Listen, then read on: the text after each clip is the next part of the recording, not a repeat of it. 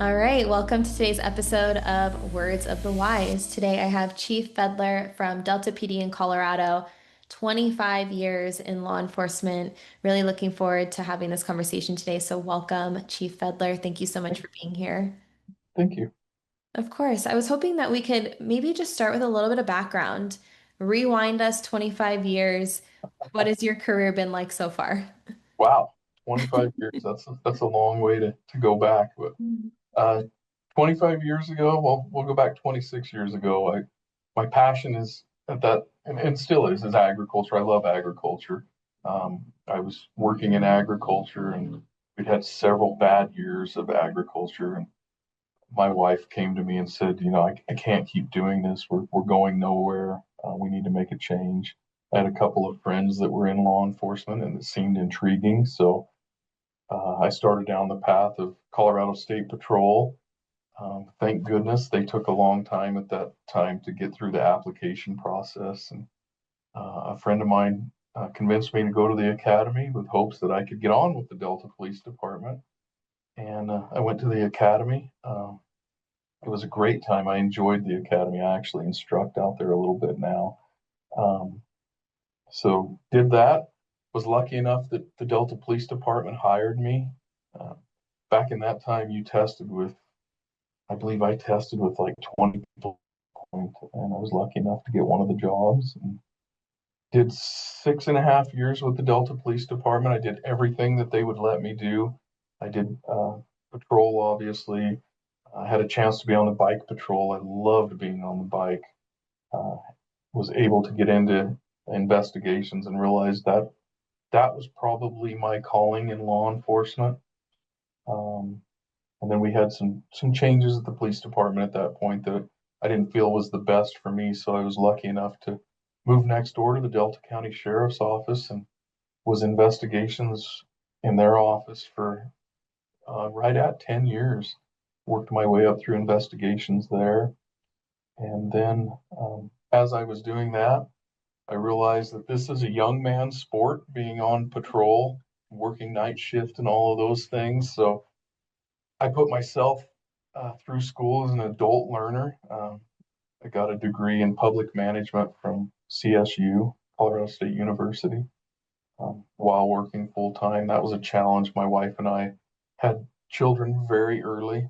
Um, and so we are still putting ourselves through school. She's actually doing some schooling now. So we took turns going back and forth. Was able to get my degree. Um, the Delta Police Department had an opening for a chief. Uh, I thought, I'll throw my name in the hat and get some experience. And lo and behold, 8 years later, I've been the chief here for, oh gosh, 8.5 years now. So Wow. that's kind of my uh, journey in a nutshell. Yeah. I love that. So you started at Delta, you moved over to the sheriff's, Yeah. and then you came back to Delta as the chief. Yep. And Yep. now you've been here 8 years. And can you tell me, because I've heard this before, that chiefs usually stay maybe only for a couple of years. Is that what you see? And is 8 years a long time? You know, it's funny. We just talked about this at the Colorado Chiefs conference. I think that was yeah, it was last week. Um, the career tenure expectancy of a chief is 3.2 years. Yeah. So, and that's nationwide, I believe. But yeah, 3.2, and I've done 8.5. So yeah, it's been So an interesting ride for sure. you're an overachiever. Just a glutton for punishment, I think. So. You said that investigations was one of the assignments that you really loved. What was it about that particular role that filled you up? Like, what was it that made it so exciting and rewarding for you? I guess the biggest thing for me, I get asked that a lot. We have some new detectives now, and they are constantly asking me about that. I guess what was exciting for me is taking an unsolvable case and solving it. Hmm. I really enjoyed the property crimes. Um, I had a I had a case solve rate at the police department. I never did the raid at the sheriff's office, but I had a case solve rate of almost 80% of my cases were solved. And I believe at that point the national average was like 12 to 17%. but I just loved taking those cases that would be thrown on my desk and saying, "Hey, take a look at this. Just make sure that we covered all our bases," and actually finding the people that did it. And then I also liked the the the human side of it. I liked helping. Those cases were tough, but your people crimes, your sexual assaults and your abuse, and I like doing that just because I felt like I was helping those victims out. And that was tough. I had to constantly tell myself, if you don't do this, who's going to? Because those cases are emotionally hard uh, to handle. And I had a great partner through that who worked with me at the sheriff's office almost the whole time. He was amazing at that and was an amazing mentor for me. We're actually still friends today. So I love the expression, if not you, then who? And that's what I heard in that. And it sounds to me like you're a problem solver. I would probably, if I had to guess, like think that you're probably pretty good at puzzles. But the human side of it, of like you said, being able to help people is that reward that you get for the hard work, because I can only imagine how challenging that must have been to, be able to have an 80% solve rate in some of your cases, but then also, like you said, some of the maybe more challenging sexual assault type cases, how challenging that would be. You said you had a mentor. Was there anything that you took from them, like any lessons or words of advice that you've since passed on to other people? that's a tough question. I guess I don't have any like words of advice he gave me. He was a pretty quiet guy. He still is today. I guess what I took from him is just the way he approached these cases and how he was professional, but he didn't seem to get overwhelmed by the negativity of them. And he was able to handle multiple cases at a time. Those are, again, like I said, those are tough.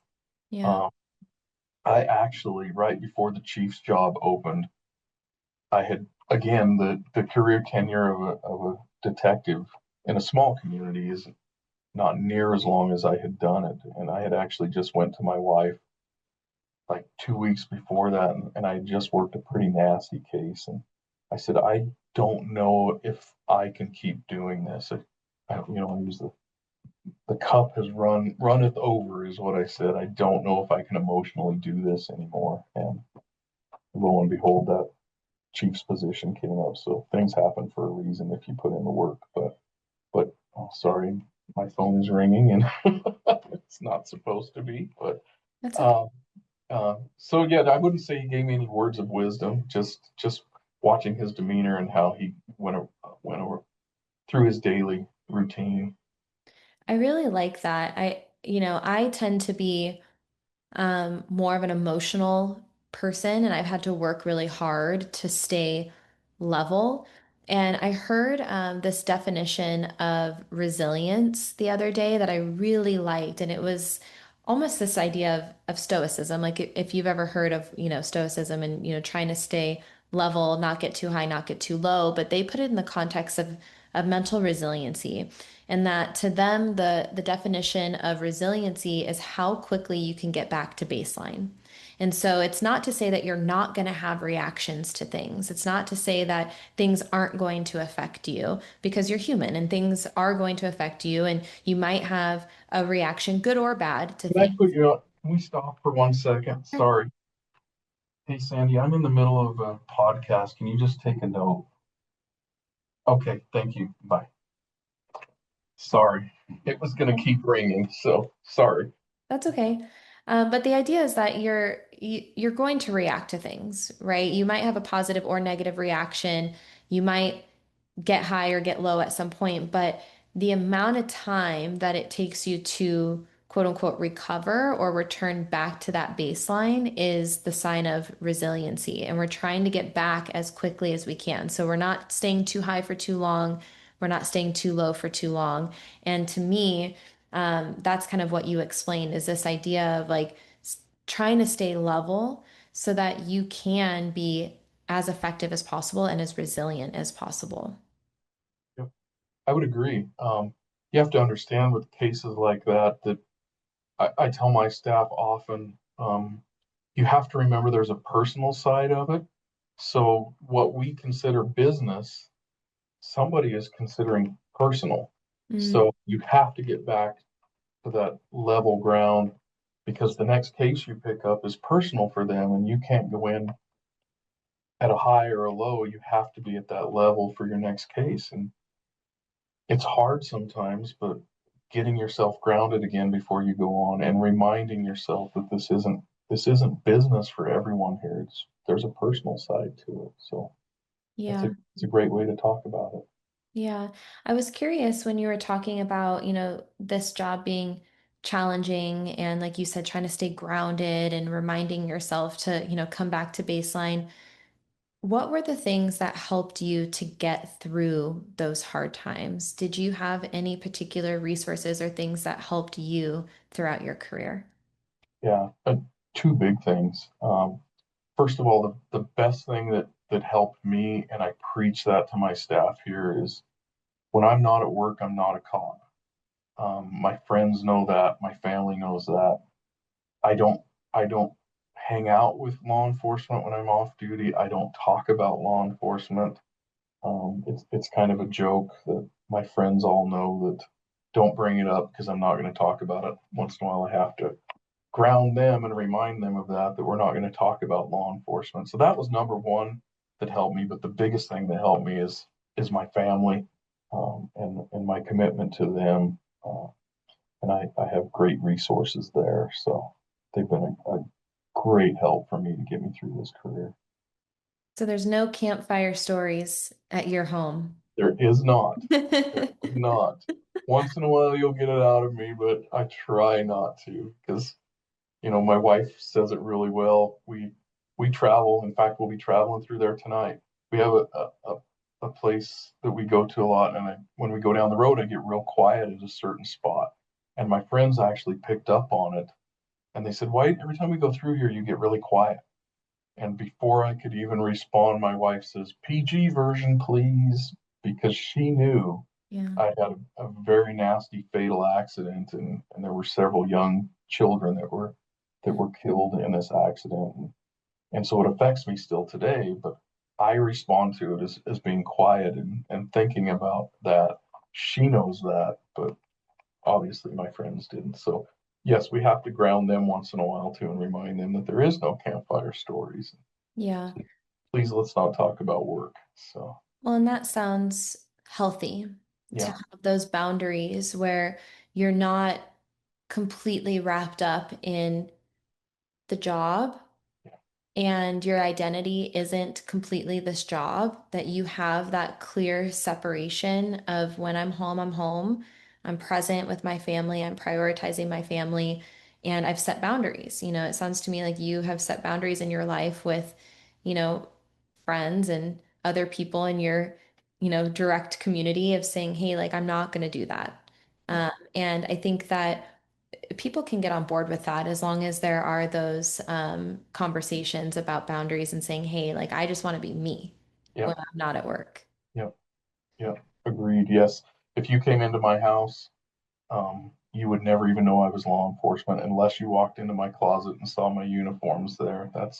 That's my career, and I will give you everything I have when I'm at work. Obviously, it's a little different for me because I'm on call quite a bit too, but I'm a different person when I'm away from work, and I step away from that. And honestly, I think that's what's saved my career and allowed me to get through 25 years of this. Yeah. And when we talked offline, there was one comment that you made that really stuck with me, and I was hoping we can dive into this topic a little bit. You said that law enforcement is your career, and obviously you're very passionate about your career. There's no question in that. Absolutely. But you said that one of your passions is teaching others how to stay married in this profession. And I was Yeah. hoping you could explain what you meant by that and how you're teaching people to stay married. Yeah, well, it's actually a new thing that my wife and I are trying to start. We're at the point now that we're both looking at retirement, and we both know that retirement is nothing that we will ever do because we can't sit still. So we know that we're going to have a different retirement than most.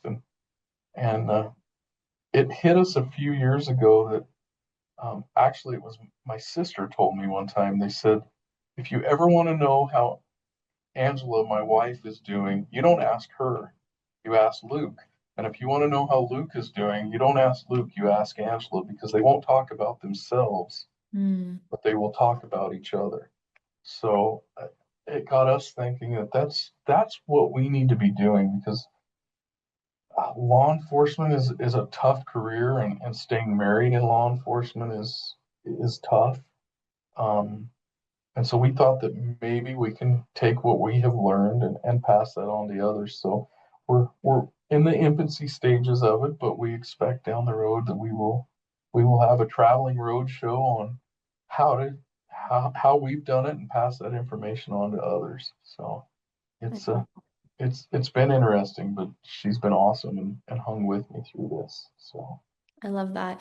I saw something the other day that said, don't take marriage advice from single people. yeah, yeah, And it's like that concept can be across the board, right? Like you want to take advice from people who have found success in that area.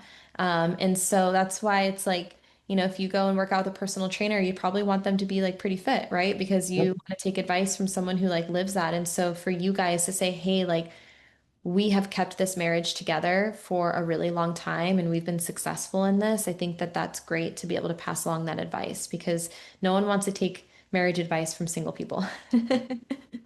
Don't take marriage advice from me, is what I'm saying. Take I it had a from him. single friend ask me one time, he was, we were somewhere and he saw somebody he wanted to talk to, and he says, well, what should I say? And I said, why are you asking me? I don't, I've been married forever. I can tell you how I talk, but that's probably not a great pickup line. So Yeah, yeah, yeah, 100%. same thing. Yeah. What do you think is the biggest mistake that law enforcement makes in their home life or in their marriage that makes it more of a struggle or encourages, I mean, we all know the statistics on divorce rate. Like, what is the biggest mistake that you're seeing? I think it's two things. I think um, number one is, like I said, not stepping away from the job when you're at home, and then you're starting to give secondary trauma to your family. And I think that starts to weigh on people. Plus, you never get away from that cop life. Hmm. Ironically, I was watching an old movie called Heat the other day. It's Al Pacino and several other people in it.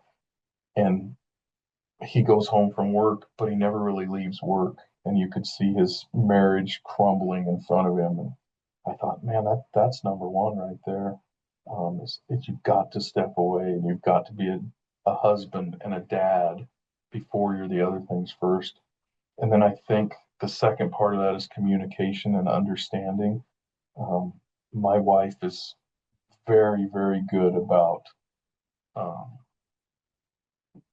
knowing when I'm not ready to talk, and sometimes I'll let her know that I've had a big incident. I will fill her in on it, but I need time to. I always tell her I have to figure this out emotionally before I can put words in my mouth on what I've seen. So bear with me. And she's really, really good about letting me come to her on those, but I have to communicate up front.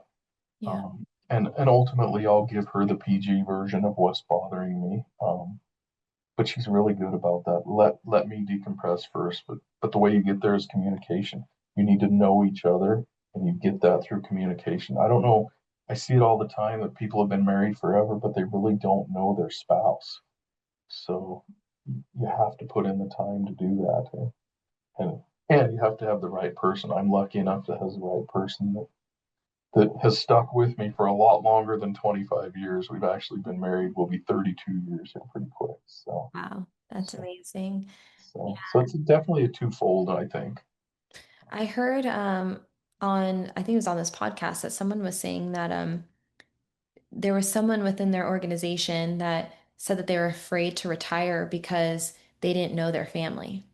Yeah, And they felt like a stranger in their home and they didn't want to be home full time because they're like, I don't know them. They don't know me, and they felt kind of a stranger in their own home. And, I agree with you that communication is so important, but it's also so hard. How do you train that? Is there a moment where you both sat down and said, "Hey, this is what I need from you," and vice versa? Or how did that happen over time to where you were able to effectively communicate with each other in a way that you both received it?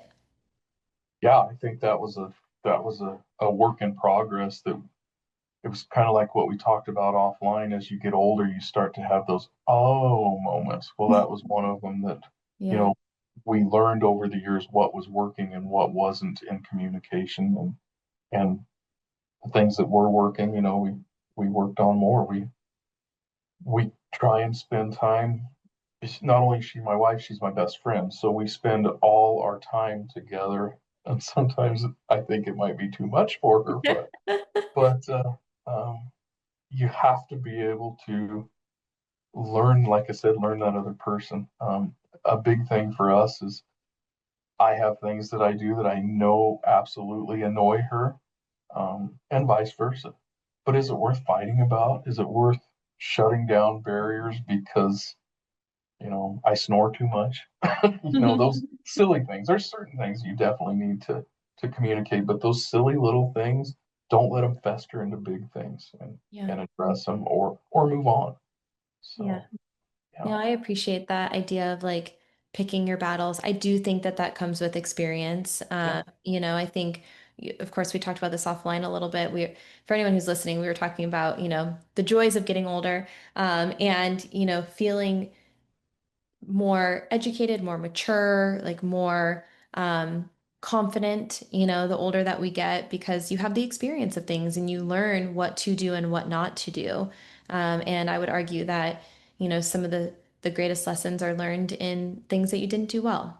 Yeah. And as long as you can address that and you can say, how can we do better next time? And then actually take that action to do so, then you're setting yourself up for success. So I appreciate that advice. I'm definitely going to take that to heart. And I'll reach out to you if I ever need marriage advice. When we talked a little bit, in the context of wellness, we talked offline, and you told me a personal story, something that you went through with your own personal wellness, and I was hoping that maybe you can share with our listeners. Uh, this is a tough career. We all know the physical challenges that career law enforcement officers face as far as life expectancy and all the illnesses that come with it.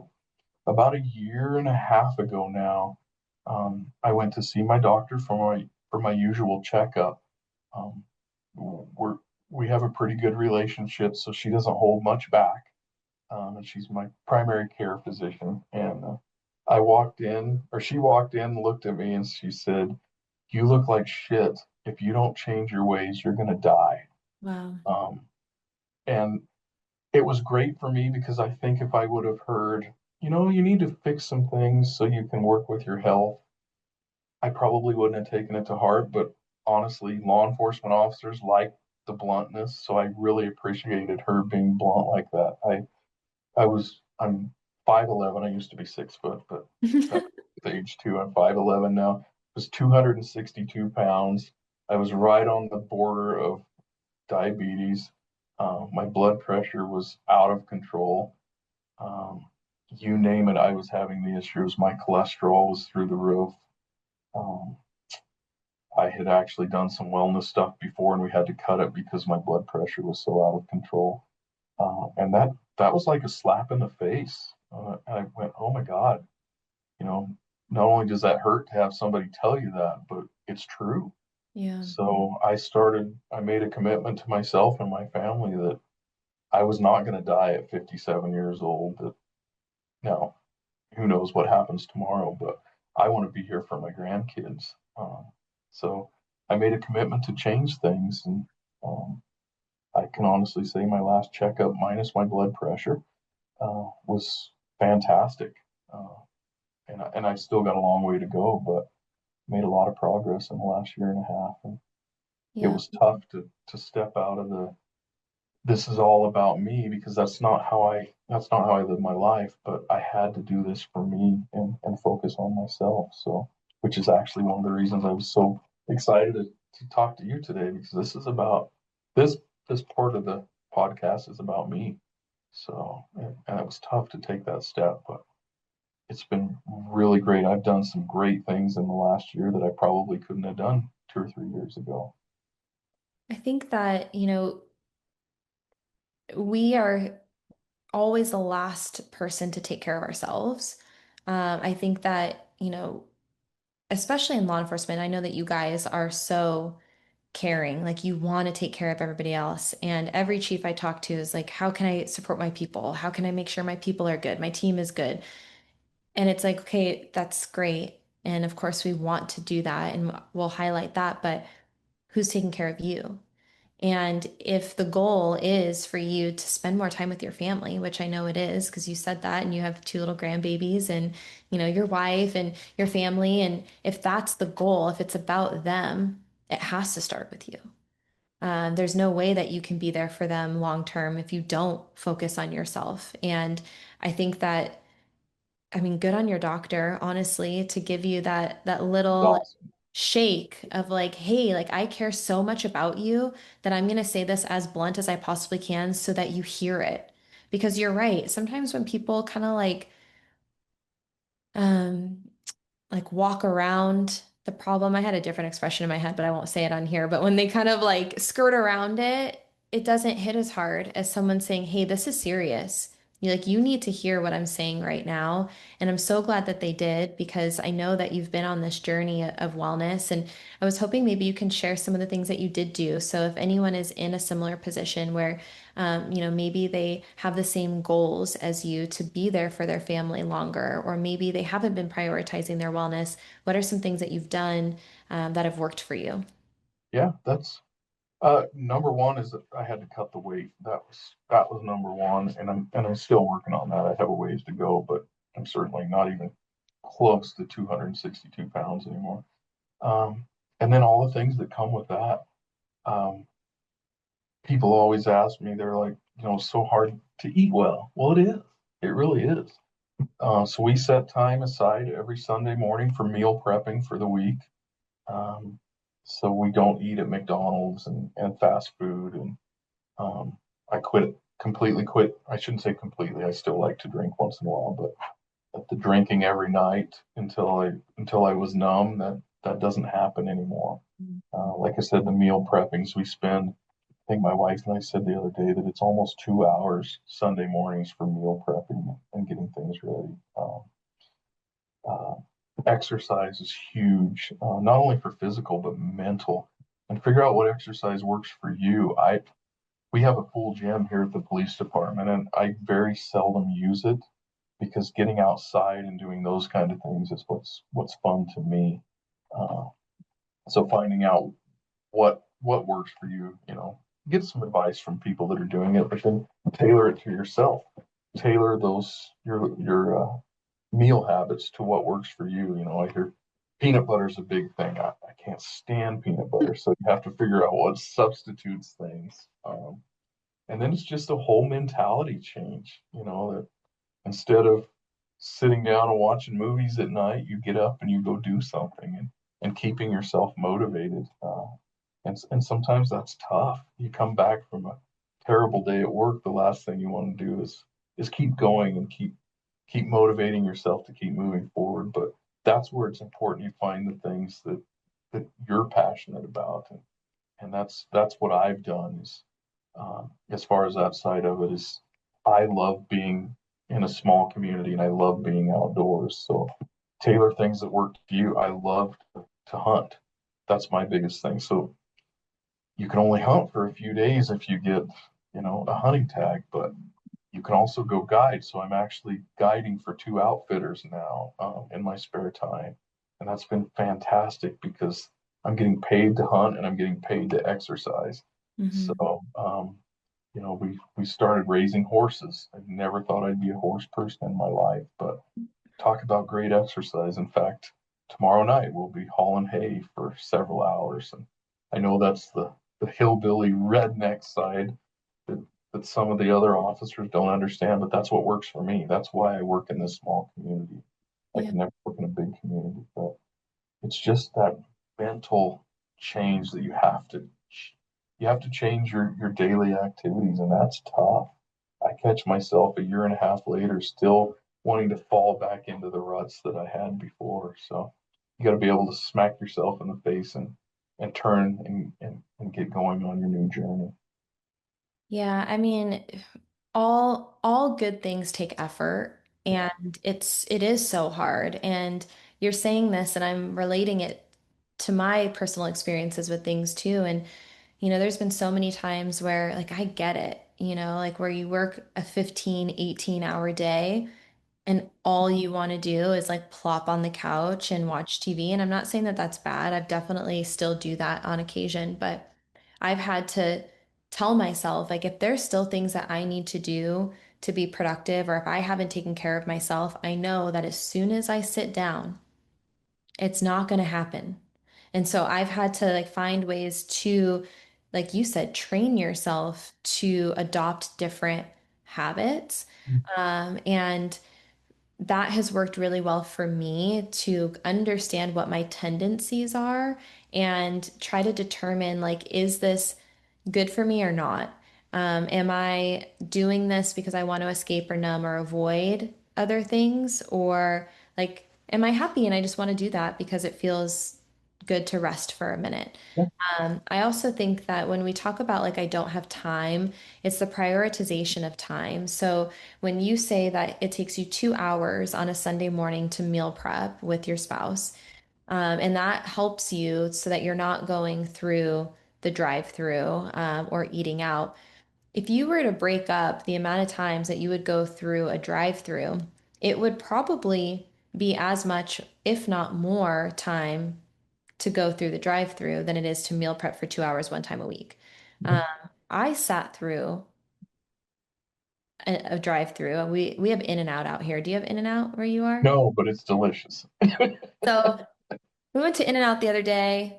I'm not perfect with my nutrition. I will not be the person who's saying like don't do certain things. I definitely went to In-N-Out the other day, and it was a 25-minute drive-through line. And if we would have spent 2 hours on a Sunday meal prepping, then maybe we wouldn't have had to go through that 25 minutes. So I think it's when you start to like figure it out that these things are attainable, it's just the prioritization of these things. And I really, really like what you said about like find the things that you're excited about. And if you're not excited about anything, find the symptoms that are exciting to you. And what I mean by that is, maybe you're not excited to go work out, but after you work out, you feel really good. And that's the symptom of working out, right? That's like the result of working out. And so maybe that excites you. And so getting out of bed to go do the hard thing is maybe not exciting, but you're working towards that end result of feeling good. So I really like that idea. Find things that work for you, find things that are exciting to you. If all else fails, find the results that are exciting to you. And then, prioritizing your time in an effective way if you can, because it's tough. And you hit it right on the head. I hear people say all the time, I don't have time. And it's funny that you said almost the same thing as me. It's not that you don't have time, you don't have your priorities right. Hmm. Adjust your priorities and you'll have time. And then if you start that and you start to find your passions, it becomes addictive. For me, what happened was the more weight I lost, the more energy I got. The Yep. more energy I got made me do things that were helping me lose weight and in turn would make me lose weight, which would give me more energy. And it just became a snowball effect Mhm. and it became almost addictive the other way. Um, but it was because of those extra passions that keep me going. I also think that like we are extremely adaptable, and it can go either way. Like you said, like you can find this way where like you feel so good that you're just chasing that.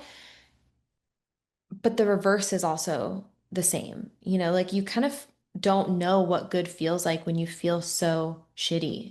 It's like when you're not getting enough sleep, when you're eating terribly, when you're not exercising, you don't have any energy, you have the brain fog, but it's almost like you forget what it feels like to feel good, and you feel like that's just what you start to accept as reality because we're adaptable.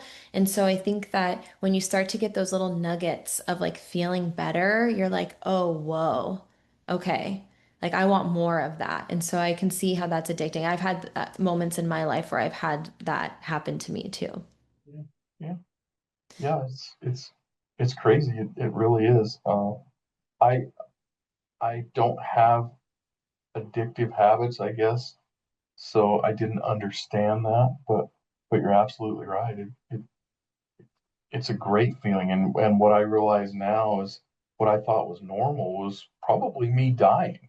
Mm, Uh, but now that I'm seeing the other side of it, it's awesome to wake up in the morning and feel great, not feel sick when you wake up. So I can't even describe it. That feeling once you figure it out. yeah, no, I love that. And, I think too, one of the things that my direct circle, does, and you talked about this a little bit too, and I'm not saying that you're abusing this in any way, but, alcohol and what that does to your body and what it does to your um, metabolism. And there was a time in my life where I didn't know what it was like to wake up on a weekend not hungover. Yeah, And like when you have the reverse to that, it's amazing. It yeah, feels so good. And so I appreciate you sharing all the things that worked for you. And hopefully our listeners, can find ways in their life that they can start implementing even just small changes. If you can meal prep one time a week and just start there, see how that makes you feel. If you can, maybe cut back on the alcohol, see how that makes you feel. Small incremental changes create big impact over time. And so I think if you can start somewhere, it's better than nowhere.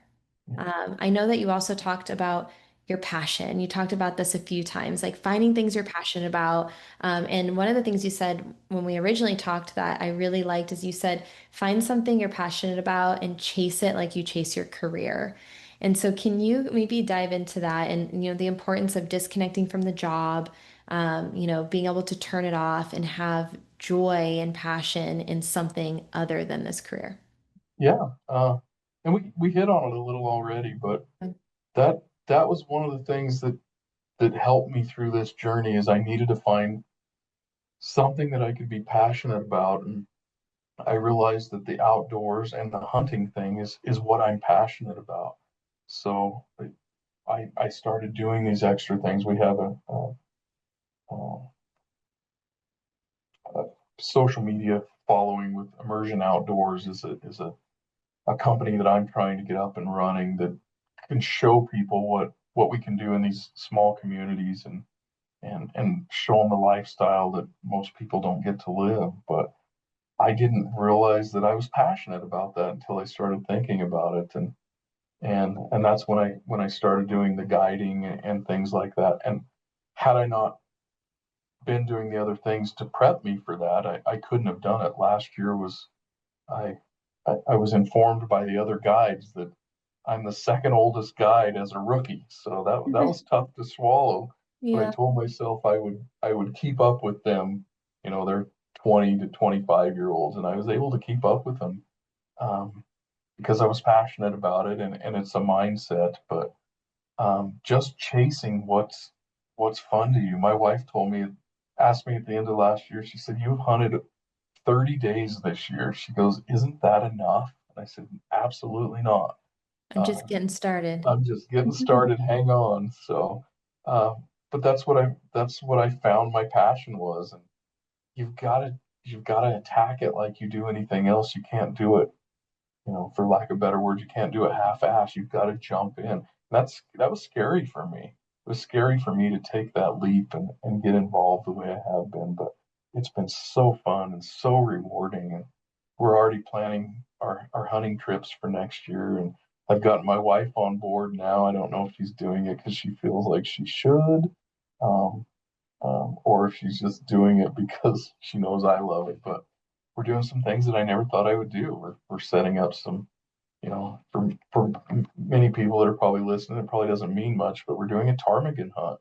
I think you start at 11,000 feet and move your way up from there. Wow. There's no oxygen up there, and I couldn't have done that. But now I'm ready and I'm excited. We're doing things that we could have never done before. I maxed out on my vacation at work, and we've got several things going on. I said, we really can't leave work, but we could probably do a long weekend. And my wife says, let's throw backpacks on and see where we end up. No plan. We'll figure out, I guess we'll drop breadcrumbs and find our way back. Those are things I would have never done before that we're gonna do it this year. So you've got to make it happen. You know, we're both like smiling ear to ear. It's really fun to watch you because you can tell like how excited and happy you are about these things that you're doing. And when I started in this wellness space, working hand in hand with law enforcement, the goal was always longevity.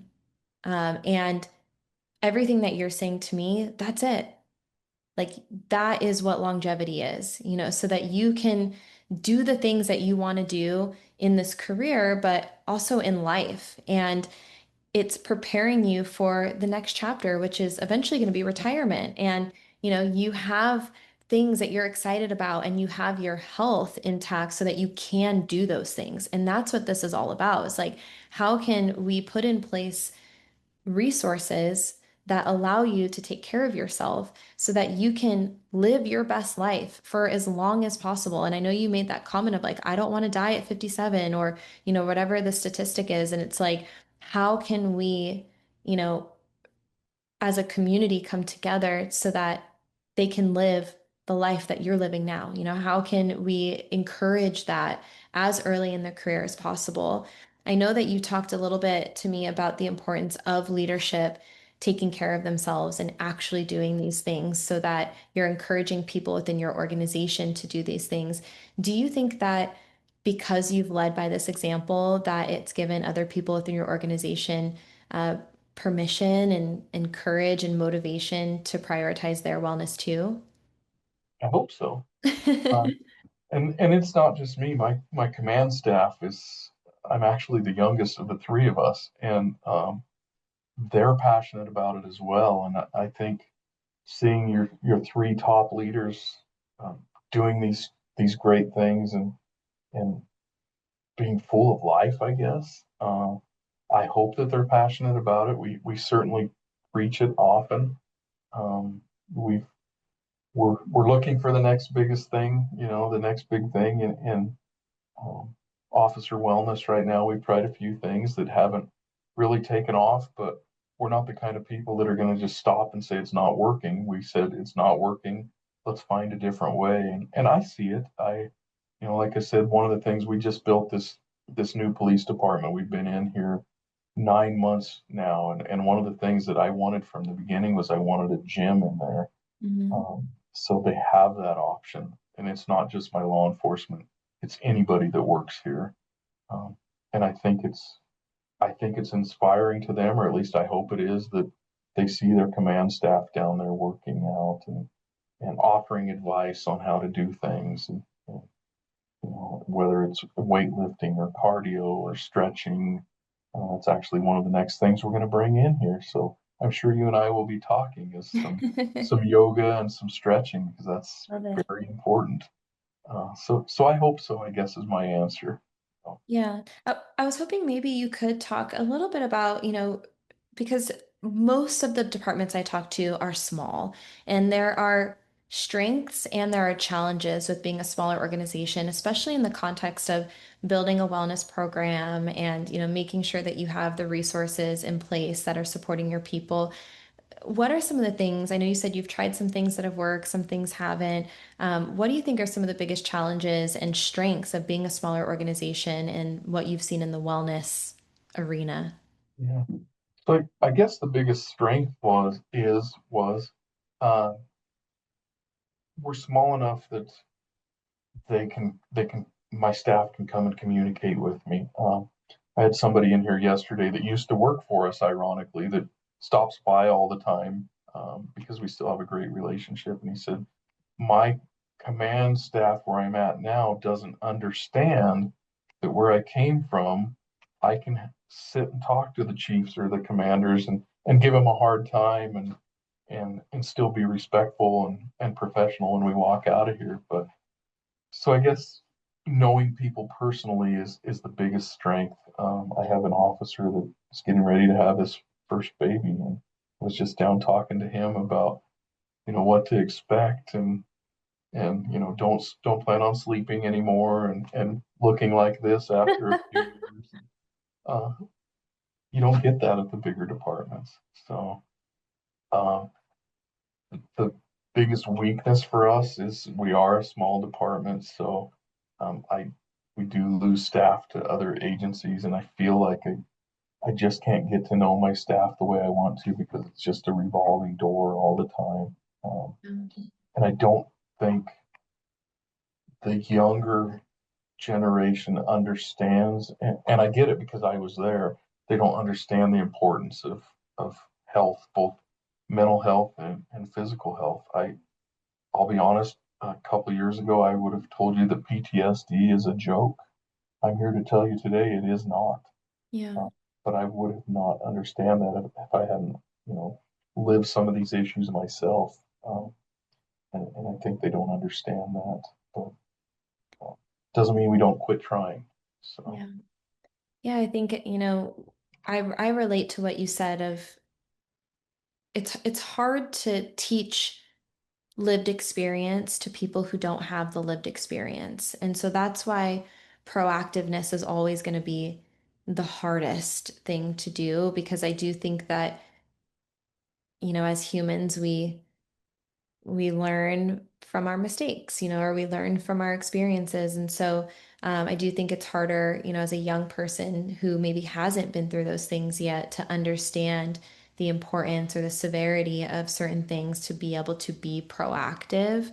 But my hope is that through these conversations, there's, a platform of people like yourself who are saying, hey, like, I get it, I've been there. I thought the same thing too. Here's what I've learned through my experiences, and hopefully that'll be something that can help the younger generation to be more proactive. But I do think that there's always going to be a level of both. There's always going to be the, proactive and then the oh, SHIT. I need to like now figure it out, because I didn't prioritize that the way I should have. So I appreciate your approach to wellness and this idea of even if things don't work out, it doesn't mean that we don't stop trying. yeah. And that should be your approach to everything. Should be your Mhm. approach to life, your career, your relationships, everything. Yeah. Give it a shot. If it doesn't work, try something else. So, but keep trying.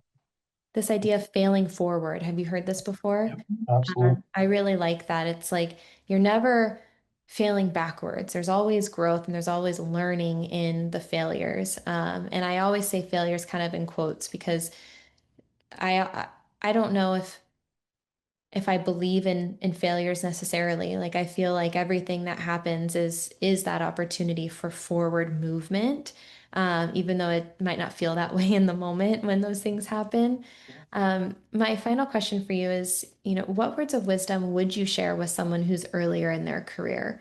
Maybe something that you wish you would have known or something that's helped you along the way. That's number one is don't let the negative things that you deal with and see bring you down.